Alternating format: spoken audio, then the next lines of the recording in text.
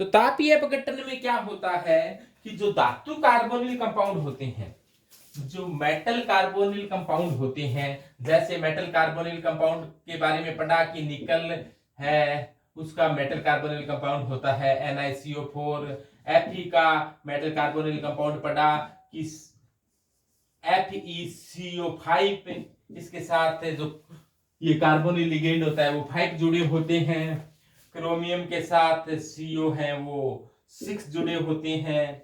Vanadium के साथ भी CO6 जुड़े होते हैं। तो तापीय अपघटन का अर्थ क्या हो गया, इसे गर्म करने पर ये टूट जाते हैं। अपघटन का अर्थ होता है टूटना, और तापीय अपघटन का अर्थ गर्म करने पर टूट जाते हैं, यानी कि ये इनका क्या हो रहा है, कुल मिलाकर थर्मोलाइसिस हो रहा है। लाइसिस का अर्थ होता है टूटना, और ताप की उपस्थिति में टूट रहा है तो इसे क्या कह देंगे, तापीय अपघटन कह देंगे। जैसे ये निकल का कोई कंपाउंड है, इसको अपने संकुल यौगिक है, अब ब्रेक नहीं लगाओगे तो भी ये NiCO4 को धातु कार्बोनिल को कह सकते हो, लेकिन अपने थोड़ा सा याद रहे कि एक कोऑर्डिनेशन यानी कि एक प्रकार का संकुल यौगिक है, कोऑर्डिनेशन कंपाउंड है, उपसहसंयोजक यौगिक है, और इसको भी गर्म करने पर ये बेचारा टूट जाएगा। गर्म करने पर इसका क्या हो जाएगा, टूट जाएगा। और गर्म करने का निशान ये होता है, यानी कि हीट दी इसको, और हीट देने से ये क्या हो गया है, टूट चुका है। और टूटेगा किसमें, निकल, और प्लस ये 4 क्या है, CO है, वो बाहर निकल जाएगी, यानी कि इसका क्या हो जाएगा, तापीय अपघटन हो जाएगा।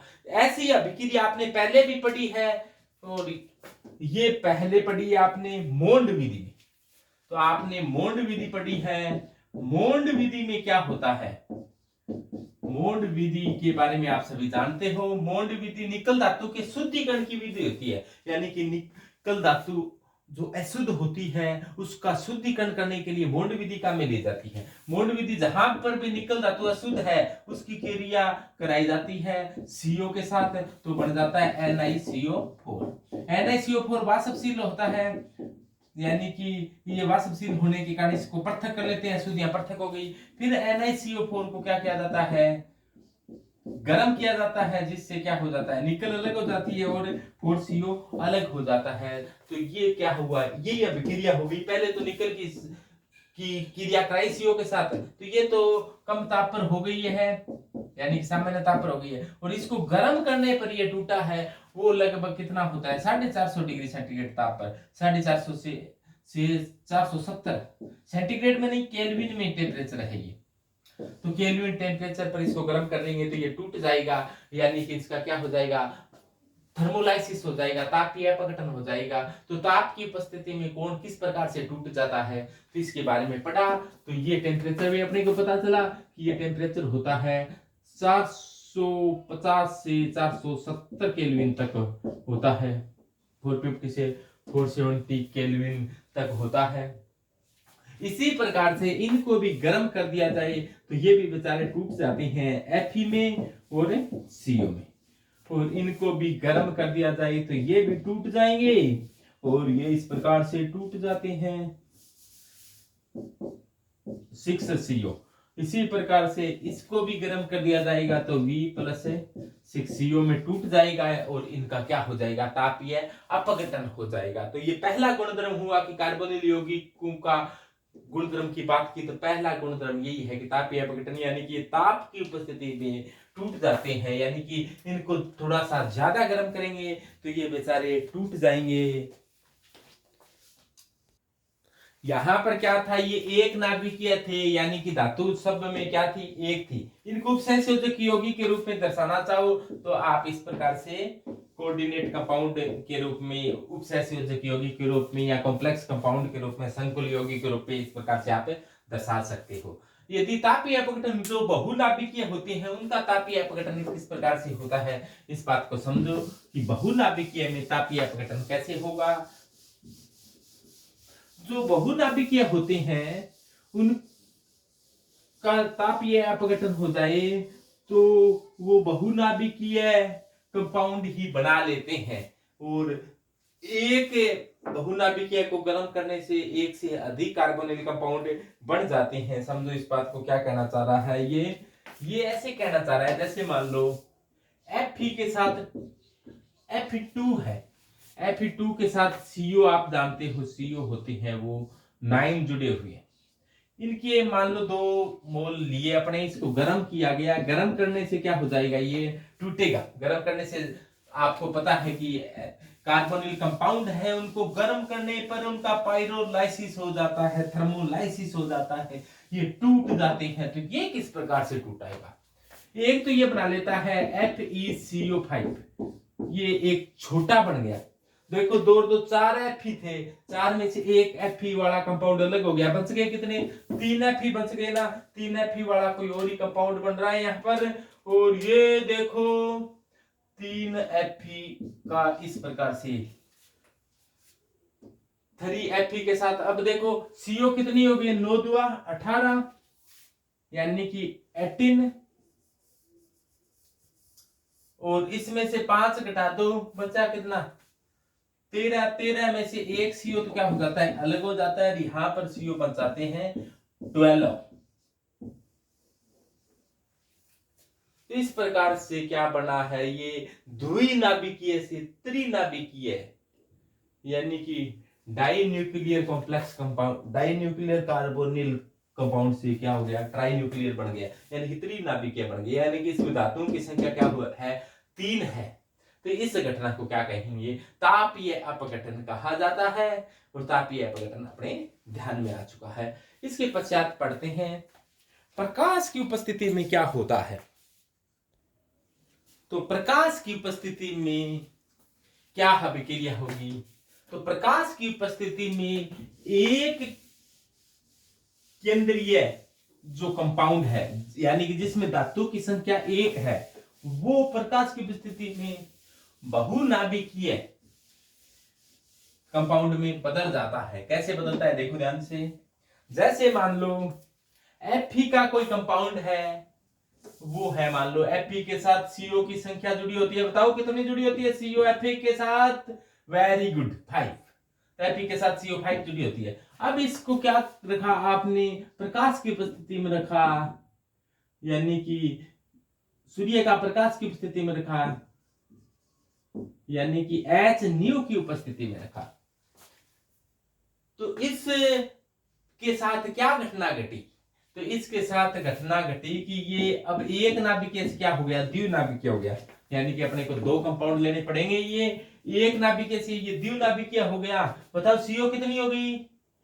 CO 10 हो गई। लेकिन आप जानते हो Fe2CO कितने वाला कंपाउंड बनाता है? ये हमेशा 9 वाला बनाता है। तो एक CO का हो गई, एक CO भाग गई। तो ये प्रकाश की उपस्थिति में संपन्न हुआ है। तो एक नाभिकीय या एक केंद्रीय कार्बोनिल कंपाउंड था। ये क्या था?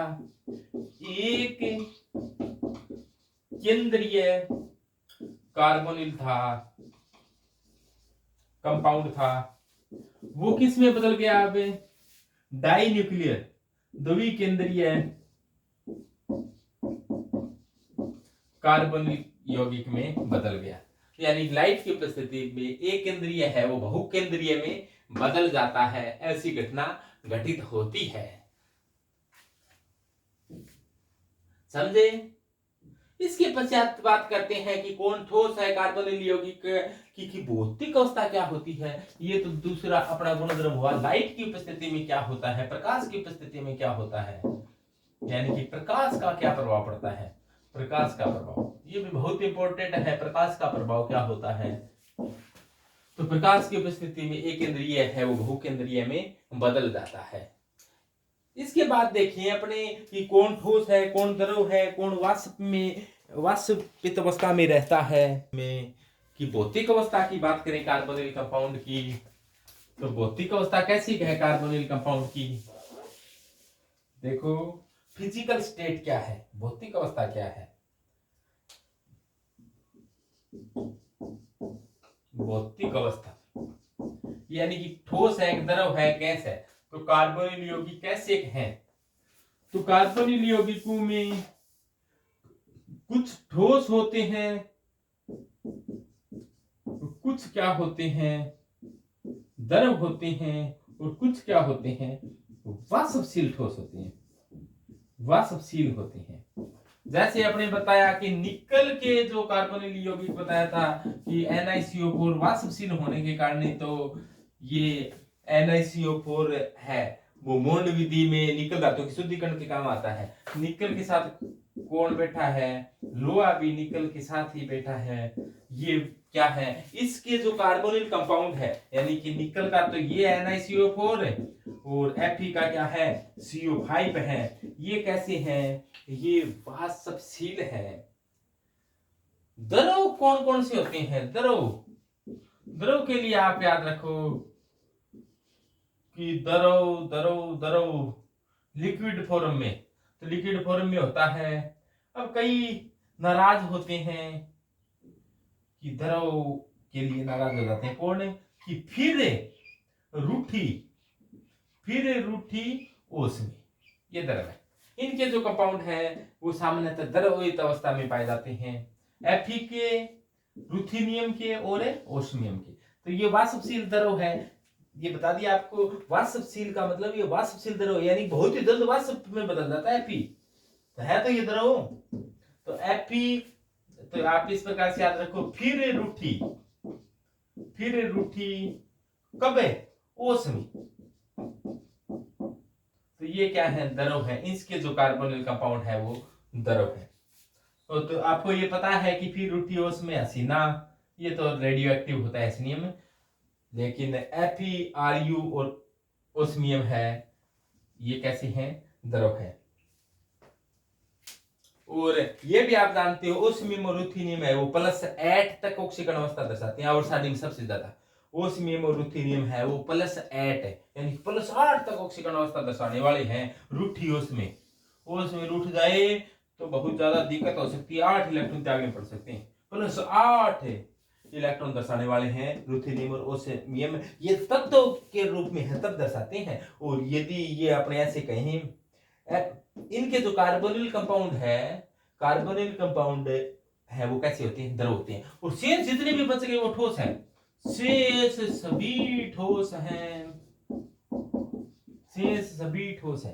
तो वाष्पशील 2 के ही हैं, द्रव वाले 3 के हैं। वाष्पशील द्रव ये तो ये बहुत जल्दी वाष्प में बदल जाते हैं, और द्रव के रूप में ये 3 के कार्बोनिल यौगिक कैसे ठोस है। और ये बताया उसमें रुथेनियम +8 पाई जाती है, ये इनकी हाईएस्ट ऑक्सीकरण अवस्था होती है। पर ये ऐसे आपकी याद नहीं रह जाए कि धातु कार्बोनिलों में, तो आप तो एक स्टेटमेंट याद रख लो कि धातु कार्बोनिल यौगिकों में सभी धातु कार्बोनिल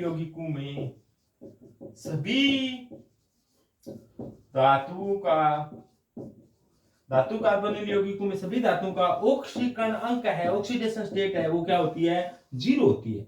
ये बात ध्यान देना कि समस्त धातु कार्बोनिलों में धातु का ऑक्सीकरण अंक 0 होता है।